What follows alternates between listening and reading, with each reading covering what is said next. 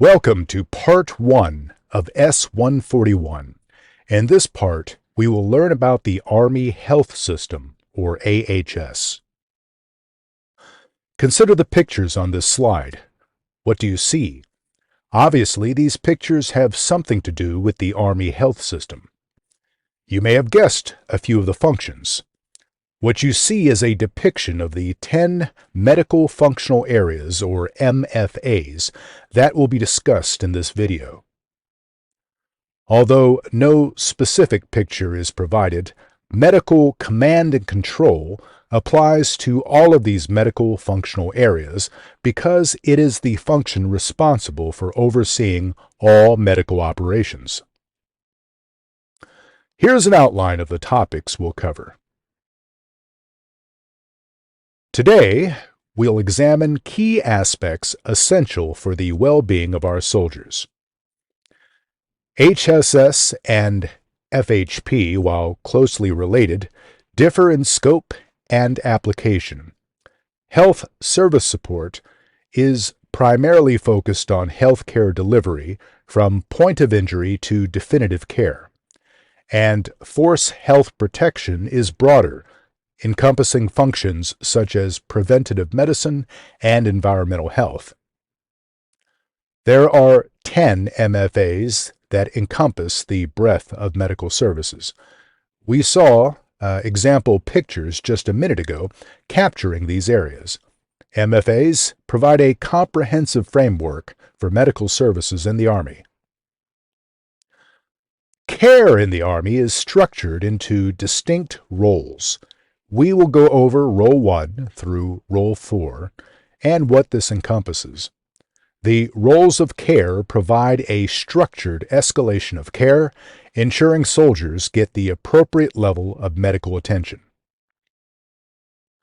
Medevac and CASEVAC differ in terms of medical capabilities on board. Remember that Medevac involves medically equipped medical personnel. CASEVAC, on the other hand, involves operations that are not necessarily medically equipped and may lack medical personnel. Planners choose the appropriate method depending on the resources available and the urgency of the situation. Various Army Health Services organizations offer medical support at the division and corps levels. These include combat support hospitals, field hospitals, and medical logistics companies. Collectively, these organizations provide the necessary medical capabilities to sustain the health of forces at these levels. Unpack some key points to understand how the AHS functions to protect and sustain our warfighters. Medical command and control is vital for conserving warfighter strength. As a subcomponent of the military health system, AHS is responsible for operational management across various mission phases. AHS encompasses health service support and force health protection. It serves not just the Army but also joint, intergovernmental, and multinational forces as directed. Force health protection focuses on readiness measures such as dental, preventative medicine, and behavioral health. Health service support kicks in during conflict, covering treatment, evacuation, and hospitalization. Effective AHS operations rely on collaboration with multiple forces and agencies. Coordination occurs with sustainment forces, joint medical assets, and even host nations. Strategic assets like AMC, DLA, and U.S. Transcom are leveraged as well. These partnerships amplify our ability to execute missions effectively. The primary aim is to synchronize the Theater Army Health System to sustain warfighters across roles of care. Continuum of care ranges from Role 1 close area of operations, to Role 4, strategic hospitalization. Throughout this process, unity of effort is emphasized with partners and co-located forces. The right capability, capacity, and timing are critical for success on the battlefield. In the beginning, with the 10 MFA photos, the Army Health System is a complex system of systems. The systems that comprise the AHS are divided into the 10 medical functions, aligning with medical disciplines and scientific knowledge. These systems are interrelated and interdependent, and must be meticulously and continuously synchronized to reduce morbidity and mortality and to maximize patient outcome.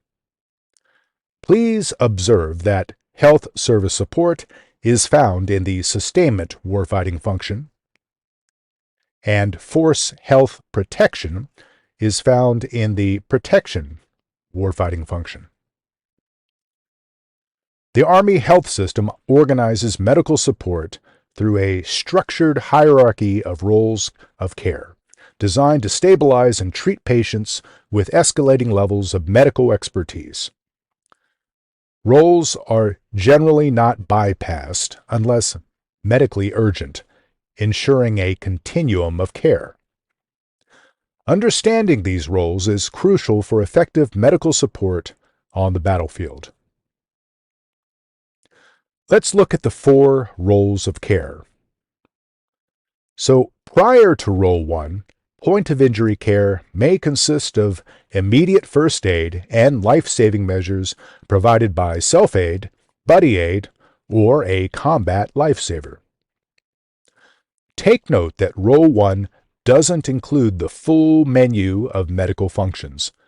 This care may be provided by combat medics, corpsmen, and other medical personnel trained in TCCC. That's Tactical Combat Casualty Care. And of course, Role 1 care is provided by physicians and PAs at the battalion aid station. The goal here is to return to duty or to stabilize and evacuate to the next higher role or medical treatment facility. Role 2 is Advanced Trauma Support. This is found in brigade support areas. Role 2 is Basic Primary Care. It may also include optometry, combat and operational stress control, and behavioral health, and dental, laboratory, radiographic, and surgical capabilities, but only when augmented. Role 2 has increased capability over Role 1, but limited inpatient bed space. Additional emergency measures are instituted, but do not go beyond the measures dictated by immediate necessities. Typically, Role 2 patients who are returned to duty within 72 hours are held for treatment. Otherwise, they go to Role 3, and Role 3 is hospital care and usually found within the core area. Here we find combat support hospitals and field hospitals. Role 3 includes surgical care and ICU capabilities. Typically, we'll see augmentation with forward support medical evacuation platoons, the medical company ground ambulance, and/or an air ambulance company. Role 4 is definitive care, which is care that is rendered to conclusively manage a patient's condition, such as a full range of preventative, curative, acute, convalescent, restorative, and rehabilitative medical care. Role 4 is found outside of the theater, typically at CONUS-based hospitals or at other safe havens such as Landstuhl Regional Medical Center. Take note that AHS has its own set of principles. Make sure to become familiar with what these entail. Conformity, for example, encompasses being synced with operations and consistent with the combatant commander's plans. Continuity refers to achieving an uninterrupted succession or flow of care and treatment by moving the patient through progressive, phased roles of care, extending from the point of injury or wounding to the CONUS support base. Medical planners synchronize their plans with the commander's plan and are guided by the AHS principles. Planners take these principles into consideration as they recommend priorities, account for all 10 medical functions, and coordinate with both supporting and supported units. This helps ensure that medical support is consistent with operations and AHS capabilities are optimized to meet the commander's requirements. This diagram helps you visualize the Army health system from the point of injury back to the strategic support area.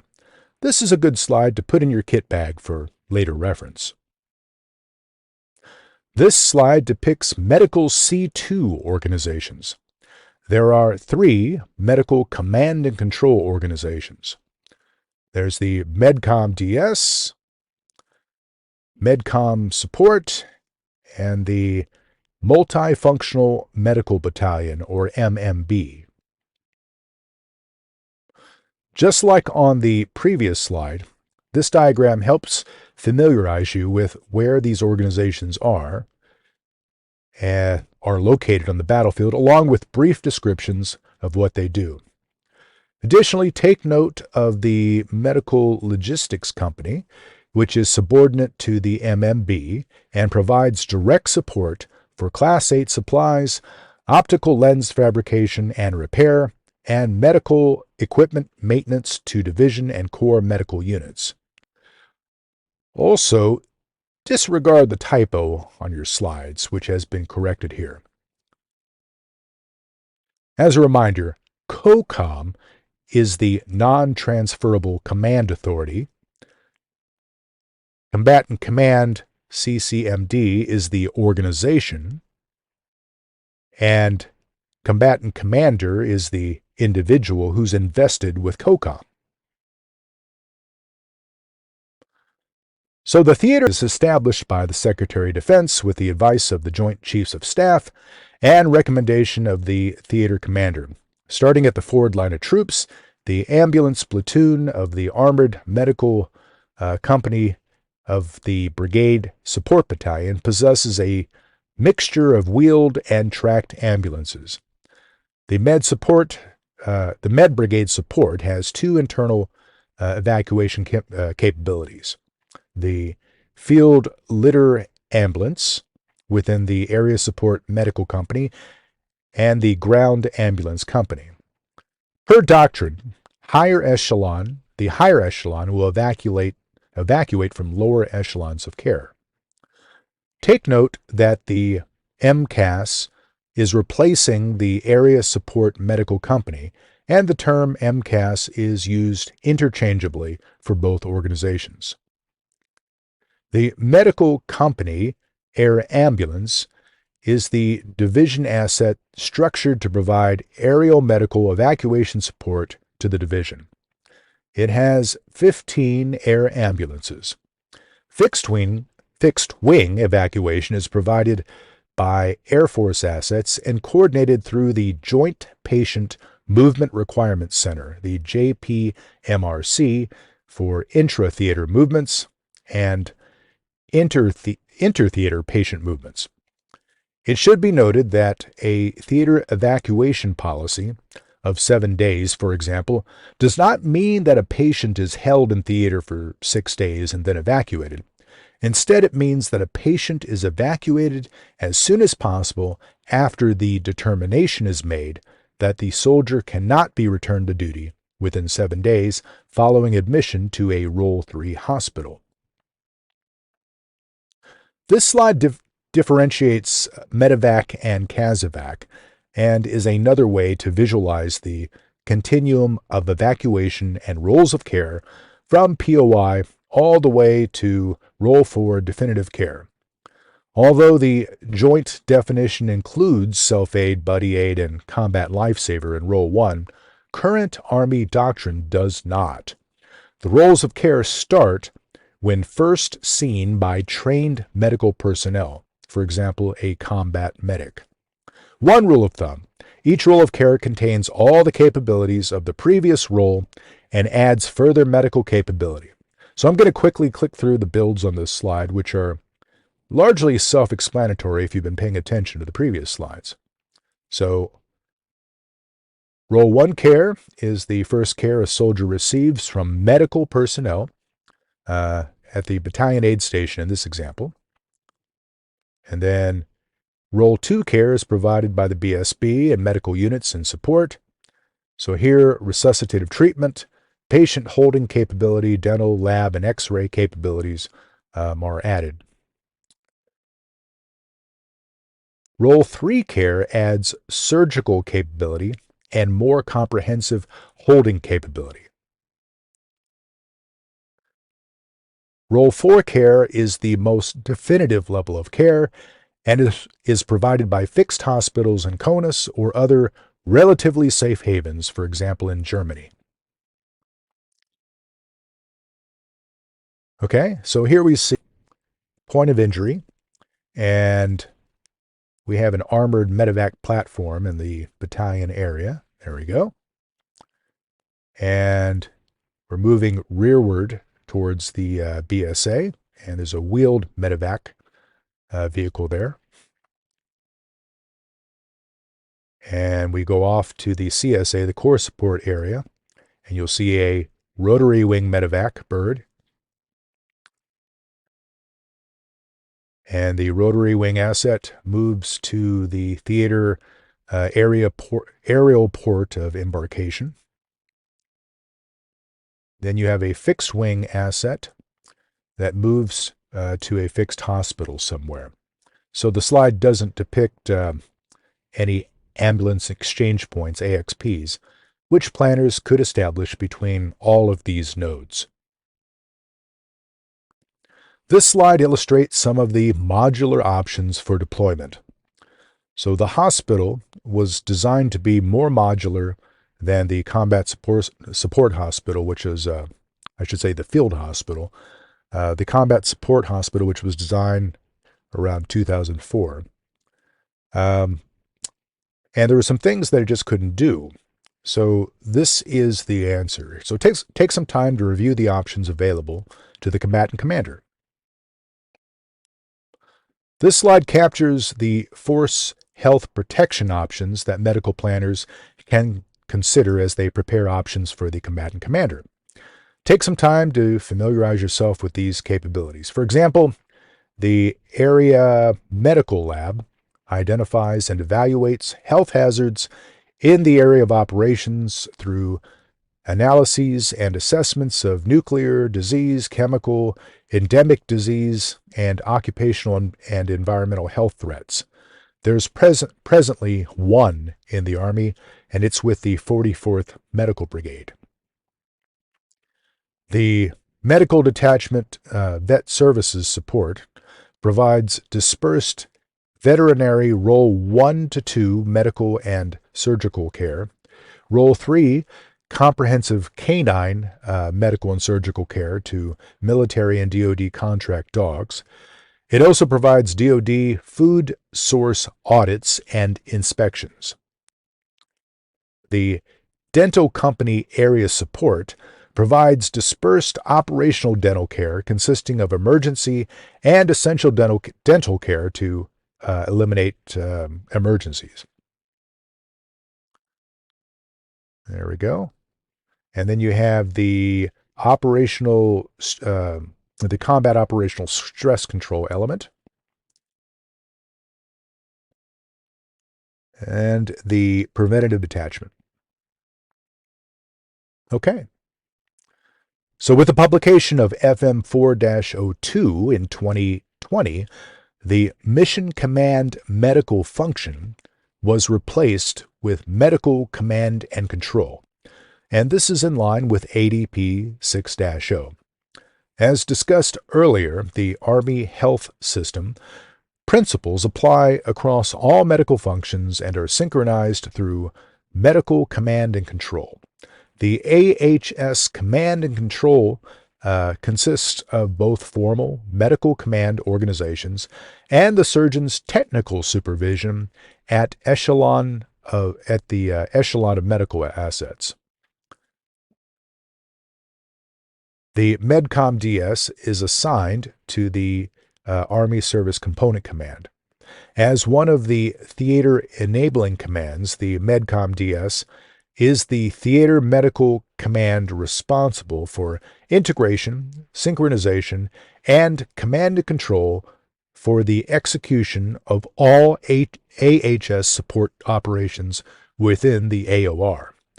The MedCom DS may have a direct support or general support relationship with the Corps or the division. Now, we've already talked and gone over treatment at Role 1 and Role 2.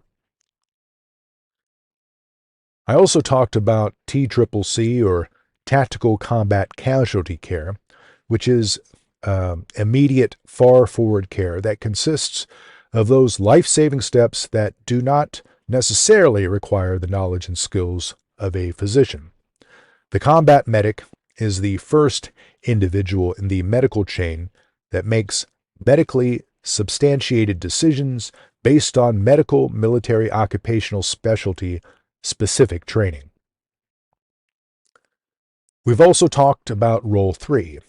At Role 3, the patient is treated in an MTF, staffed and equipped to provide care to all categories of patients, to include resuscitation, initial wound surgery, damage control surgery, and post-operative treatment. This role of care expands the support provided at Role 2. Patients who are unable to tolerate and survive movement over long distances receive surgical care in a hospital as close to the supported unit as the tactical situation allows. The staff of the surgeon is considered special staff and resides in the sustainment cells within corps, divisions, and brigade headquarters. Note that the solid lines delineate command relationships, and the dashed lines show communication and coordinating. Functionally, the surgeon's staff advises the commander on medical capabilities and capacities necessary to support plans and interfaces with operations, intelligence, protection cells, civil affairs, sustainment cells, and host nation authorities to coordinate AHS support across the warfighting functions. A member of the surgeon cell participates in the protection cell working group. The surgeon provides the chief of protection with FHP input for Annex E, protection, Appendix 9, that's FHP. Likewise, a representative of the surgeon cell participates in the sustainment cell working group. They provide the chief of sustainment with HSS input for Annex F, sustainment, within Appendix 3, HSS. This slide depicts a divisional concept of health service support. Remember, this is just a slide. The surgeon prepares Appendix 9, Force Health Protection of Annex E, and Appendix 3, Health Service Support of Annex F, or sustainment, to the operation order or operation plan. If operating in a joint headquarters, at the theater or corps level maybe, they have the responsibility of writing Annex Q, medical services, to the joint operation order or operation plan. Okay, we've talked about a lot of things today. Remember that this video is simply an overview and not a replacement for a comprehensive study of Army doctrine. Thank you.